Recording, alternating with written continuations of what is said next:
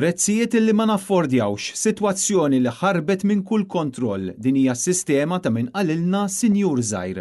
Dawn huma biss uħud mill-barax ta' kummenti fuq il-midja soċjali wara l-istudju ta' din il-ġimgħa li wera li l-prezz medju ta' appartament ilaħħaq l-414,000 euro u li jfisser li l-prezzijiet ta' appartamenti żdiedu b'medja ta' 40,000 euro f'temp ta' sena.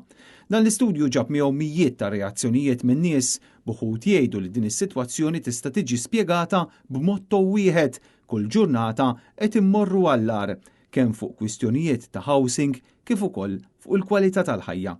Dan fil-waqt li kien hemm min qal li din is-sitwazzjoni hija turija ċara ta' sistema immexxija mir-rejba.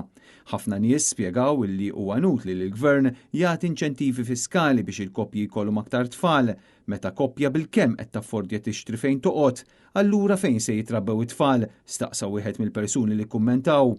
Intant dan l-istħarriġ dwar il-proprjetà wara kif persuni waħedhom qed jaffaċċjaw sfidi kbar biex jixtru l-ewwel dar tagħhom fejn persuni li għandhom qrib 30 sena jaffordjaw biss 3.1% tal-proprjetà lesta li hawn fis-suq. Imbagħad dawk il-persuni li għandhom fuq 30 sena u jaqilgħu madwar 40,000 fis-sena jaffordjaw 41.8% tal-proprjetà.